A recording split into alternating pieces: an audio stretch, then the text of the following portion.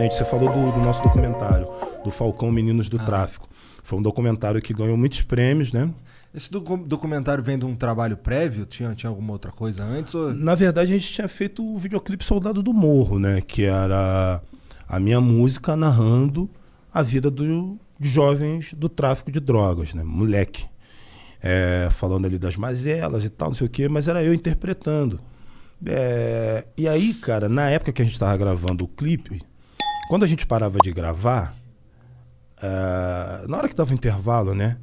A rapaziada tirava o fuzil das costas, a pistola da cintura, não sei o que, começava a trocar outro tipo de ideia. Saiu crime de cena, tá ligado? Porque a gente não quis gravar com atores. Como eu tinha entrado em algumas favelas, eu perguntei se podia gravar, explicava o que a gente estava fazendo. Os caras, não, pode filmar e tal. Eu falei, mas eu posso explicar o que é? Só pra tu ficar imbuído, só de saber o que é. Pode explicar. Então eu perdi maior tempão explicando. O cara, não, maneira essa ideia aí, meu, pode fazer aí e tal, pá. Mas o momento mais maneiro era quando desligava a câmera. Que aí começava a trocar outro tipo de ideia. Aí a mulher começava a falar um negócio de praia, assim, mesmo eu sendo da Cidade de Deus, proximidade ali com o mundo do crime, a vida do bandida e tal. O cara falava de outro bagulho. Eu falei, caramba, falando de vida, de sonho, futuro, futebol, falando sabe? De coisas normais do ser humano. Tá ligado? Que, porra. Aí, porra, eu e Celso tivemos essa sacada, né, mano? E um próprio maluco de lá também falou, cara, tu tinha que fazer um documentário. Um cara de uma das favelas, um bandido de uma das favelas, falou, cara, vocês tinham que fazer um documentário que mostrasse o que esses moleques estão falando, irmão. Esses moleques têm muita coisa pra falar. Pô, eu e Celso pensamos, caralho, quando a gente viu um jovem do tráfico falando? Nunca, mano. Sempre tem alguma autoridade que fala por ele e ele não tem voz. Vamos ver qual que é a voz desse moleque. Aí começamos. Começamos pelo Rio de Janeiro. Aproveitava, pô, quando a gente ia fazer show em algum lugar fora do Rio, usava o próprio dinheiro da passagem. Ficava mais 2, 3 dias no hotel, na cidade, para poder ir nos lugares. Fazia os contatos na hora. Às vezes era a mesma pessoa do rap que nos botava na conexão do crime local. E, tipo... a gente não tinha como produzir isso com outras pessoas se não fossem os próprios bandidos. Você não tem como fazer um documentário desse se você não tiver com certeza contato com o crime. Então a gente foi vendo o mesmo perfil de jovem do Rio de Janeiro, é lógico, com suas peculiaridades, mas espalhado pelo Brasil inteiro. Na maioria pretos, de famílias desestruturadas, criados somente pela mãe, né, e baixa escolaridade. Não é uma justificativa, porque tem vários jovens nesse mesmo perfil que não entraram para o crime, mas nesse caso a maioria era assim.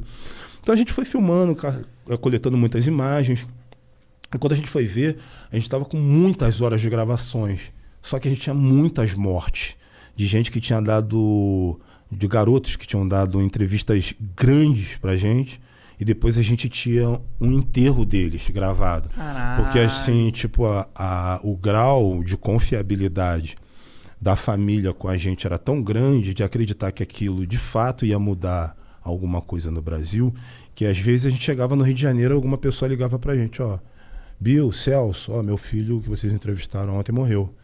A gente vai fazer o enterro depois de amanhã, se vocês quiserem vir aqui. A gente ia lá e cobria o enterro. Então a gente tinha, dos vários que a gente entrevistou, escolhemos tipo 16 para ser o fio condutor do documentário, para não precisar de autoridade. Só eles mesmos falando e tal, a voz deles mesmo ligava uma coisa com a outra. Não precisar de autoridade em que sentido? Tem um apresentador, tem alguém ali. É isso, uma pessoa, sabe, um filósofo, sabe, um antropólogo, sabe, que sempre tem nesse tipo de documentário. O mas cara que conduz. Isso, a própria fala dos jovens já era o fio condutor do documentário. E a gente separou 17. O que é foda essa ideia, né? Deve ter sido um trabalho de edição incrível. Foi também. Foda. Os editores também, pô, merecem um prêmio especial, que foram muito fodas no trabalho que fizeram na edição. E aí a gente tinha 17 jovens que a gente escolheu para serem os personagens que tinham mais histórias para contar. Em 2 anos, 16 desses 17 morreram. Caralho! Só ficou um que tinha o sonho de ser palhaço, né? E o que salvou ele, na verdade, foi o cárcere, né?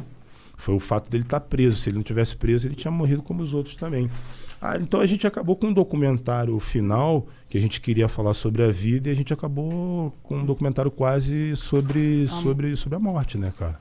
Bagulho sinistro. A gente passou em vários lugares, né? A princípio foi exibido pela... Pô, a comida chegou, tô até gaguejando, né? Tem um álcool ali, ó. Ele foi exibido pela Rede Globo, né?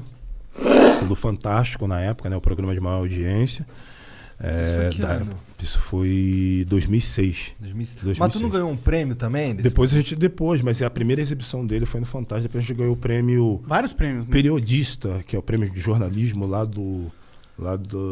da Espanha. O rei... Internacional, né? Alguma coisa, pá. Foda demais. Pô, o rei doidão, chapadão, mano. Tu foi lá receber? Foi lá receber, chapadaço, mano. Maneiro. Na Espanha dizem que tem umas maconha boas. Não, ele tava chapado no álcool, mano. No álcool, toda hora ele dava uma talagada e tal. Aí ele falou português e o caralho, mano. Foi maneirão e tal, ganhar esse prêmio com ele. Mas é um documentário que, apesar de ter sido premiado, ele também traz muitas frustrações, tá ligado? Por quê? Porque ele conta uma realidade que não muda, mano. Na época ele fez uma comoção nacional, fez uma porrada de gente discutir sobre o assunto, tá ligado? Falar pra caralho sobre isso e tal. Eu fui chamado na época, ex-Celso, pra ir conversar com 11 ministros. Caralho? 11 ministros numa mesa assim. Caralho? Aí chegou ex-Celso. A gente começou a falar pra eles... O que vocês falaram lá? O nosso processo de gravação, como foi, o que a gente sentiu, o que a gente viu, quais as necessidades que a gente acha que tem que ter nesses lugares, o que a gente acha que deve ser feito. A gente acha que... a gente explicando pra eles, cara, a gente acha importante o trabalho e o papel da polícia, mas a polícia ela não pode ser o único braço governamental dentro da favela, mano. Sim, porque é o único. Né? Senão a gente só vai ter morte, só vai ter violência. Tem muitos problemas dentro das favelas que não são de ordem policial, tá ligado? É de uma outra secretaria. Que tem... Enfim, nem saneamento básico tem na parada. Falamos para 11 ministros. Houve aquela comoção, aquele interesse, mas foi momentâneo.